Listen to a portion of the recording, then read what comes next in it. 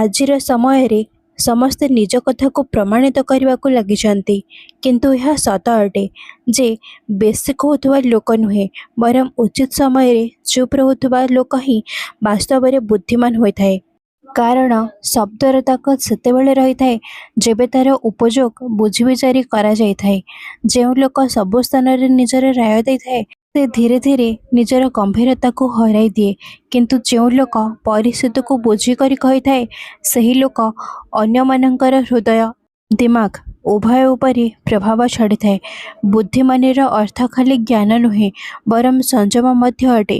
ଏଥିପାଇଁ ଯଦି ଆପଣ ଚାହୁଁଛନ୍ତି ଯେ ଲୋକମାନେ ଆପଣଙ୍କର ସମ୍ମାନ କରନ୍ତୁ ଏବଂ ଆପଣଙ୍କର କଥାକୁ ମହତ୍ତ୍ୱ ଦିଅନ୍ତୁ, ତ ଆପଣଙ୍କୁ ଏହା ଶିଖିବାକୁ ହେବ ଯେ କେଉଁ ସ୍ଥାନରେ ଚୁପ୍ ରହିବା ହିଁ ଆପଣଙ୍କ ସବୁଠାରୁ ବଡ଼ ଶକ୍ତି ବନିଯାଏ ଏବଂ କେବେ ଚୁପ୍ ରହିବା ହିଁ ସବୁଠାରୁ ଉଚିତ ଉତ୍ତର ହୋଇଥାଏ। କ୍ରୋଧ ଏବଂ ଚିନ୍ତାର ପରିବେଶରେ ବୁଦ୍ଧିମାନ ଲୋକ ଶୀଘ୍ର ପ୍ରତିକ୍ରିୟା ଦିଅନ୍ତି ନାହିଁ, କାରଣ ସେହି ସମୟରେ ଭାବନା ଦିମାଗ ଉପରେ ଭାରୀ ହୋଇଥାଏ ଏବଂ ଶବ୍ଦ ତୀର ପରି ବାହାରି ସାମ୍ନାବାଲା ଲୋକଙ୍କୁ ଆଘାତ କରିପାରିଥାଏ।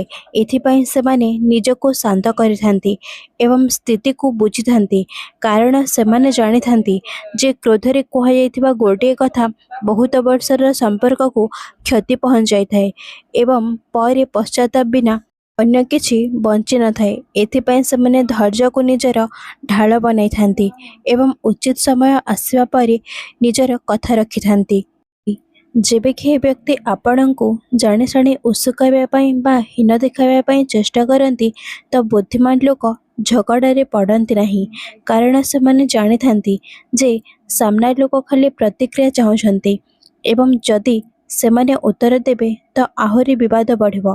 ଏଥିପାଇଁ ସେମାନେ ନିଜର ଊର୍ଜାକୁ ବେକାରରେ ଝଗଡ଼ାରେ ଖର୍ଚ୍ଚ କରିବାକୁ ଚାହାନ୍ତି ନାହିଁ, ବରଂ ନିଜର ଗରିମା ବନାଇ ରଖିଥାନ୍ତି, କାରଣ ସେମାନେ ଜାଣନ୍ତି ଯେ ସବୁ ଝଗଡ଼ା ଜିତିବା ଜରୁରୀ ନୁହେଁ, ବହୁତ ଥର ଅଣଦେଖା କରିବା ହିଁ ସବୁଠାରୁ ବଡ଼ ସଫଳତା ହୋଇଥାଏ।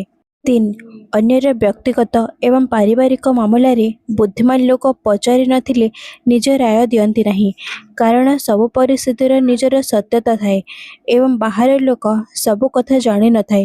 ଏଥିପାଇଁ ସେମାନେ ସୀମାର ସମ୍ମାନ କରନ୍ତି ଏବଂ ସେତେବେଳେ କୁହନ୍ତି ଯେତେବେଳେ ତାଙ୍କଠାରୁ ପରାମର୍ଶ ମଗାଯାଇଥାଏ, କାରଣ ଅନାବଶ୍ୟକ ଦଖଲ ବହୁତ ଥର ସମ୍ପର୍କରେ ଦୂରତା ଏବଂ ଗଲତଫହମି ଜନ୍ମ କରିଥାଏ ଏବଂ ବୁଦ୍ଧିମାନ ଲୋକ କେବେ ମଧ୍ୟ କାହାର ବ୍ୟକ୍ତିଗତ ଜୀବନରେ ବିନା କାରଣରେ ହସ୍ତକ୍ଷେପ କରନ୍ତି ନାହିଁ। 4.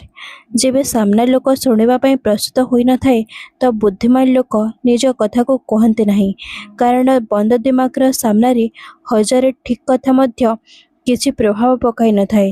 ଏଥିପାଇଁ ସେମାନେ ସମୟ ଏବଂ ପରିସ୍ଥିତିକୁ ଜାଣନ୍ତି ଏବଂ ଧୈର୍ଯ୍ୟର ସହିତ ଉଚିତ ମୌକାର ଅପେକ୍ଷା କରିଥାନ୍ତି, କାରଣ ଉଚିତ ସମୟରେ କୁହାଯାଇଥିବା କଥା ହିଁ ହୃଦୟ ପର୍ଯ୍ୟନ୍ତ ପହଞ୍ଚିଥାଏ ଏବଂ ଅସମୟରେ କୁହାଯାଇଥିବା ସତ କଥା ମଧ୍ୟ ଭୁଲ ପ୍ରମାଣିତ ହୋଇଥାଏ।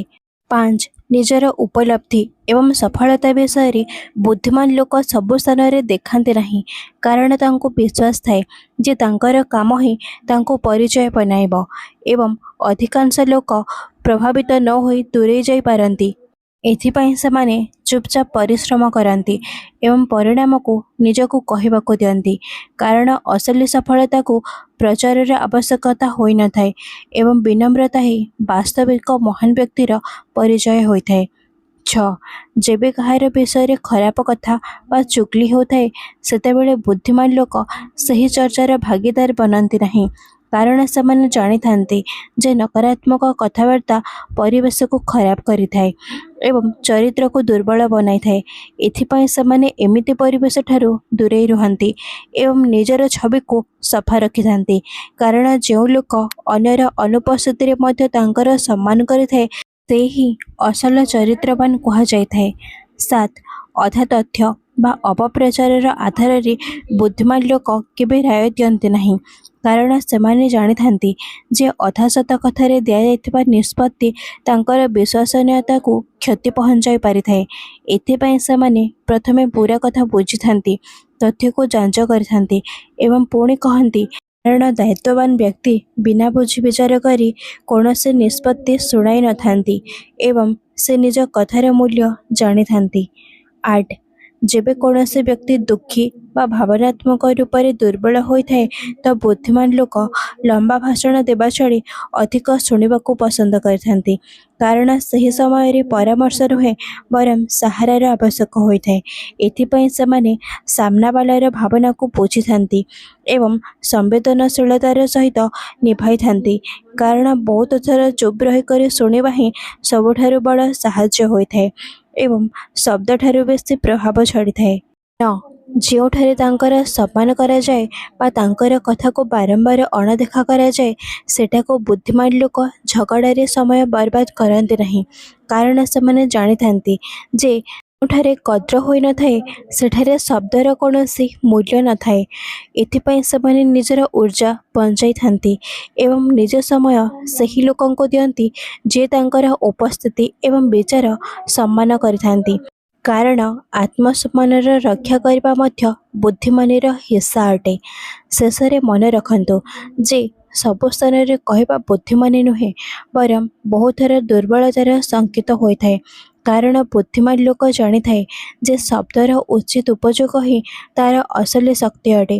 ଏଥିପାଇଁ କହିବା ପୂର୍ବରୁ ଭାବନ୍ତୁ, ପରିସ୍ଥିତିକୁ ବୁଝନ୍ତୁ ଏବଂ ଯେଉଁଠାରେ ଆବଶ୍ୟକ ନଥିବ ସେଠାରେ ଚୁପ୍ ରହିକରି ନିଜର ଶକ୍ତି ସଞ୍ଚୟ କରନ୍ତୁ, କାରଣ ସୀମିତ ଏବଂ ବୁଝି ବିଚାରି କରି କୁହାଯାଇଥିବା ଶବ୍ଦ ହିଁ ଲମ୍ବା ସମୟ ପର୍ଯ୍ୟନ୍ତ ସମ୍ମାନ ଦେଇଥାନ୍ତି ଏବଂ ଆପଣଙ୍କର ପରିଚୟକୁ ମଜବୁତ ବନାଇଥାନ୍ତି। ସାଙ୍ଗମାନେ, ଯଦି ଆପଣମାନଙ୍କୁ ଏହି ଭିଡ଼ିଓଟି ଭଲ ଲାଗିଲା ତ ନିଶ୍ଚୟ ଲାଇକ୍ କରନ୍ତୁ ଏବଂ ଆଗକୁ ଏହିଭଳି ଭିଡ଼ିଓ ଦେଖିବା ପାଇଁ ଏହି ଚ୍ୟାନେଲକୁ ସବସ୍କ୍ରାଇବ୍ କରିଦିଅନ୍ତୁ। ଧନ୍ୟବାଦ।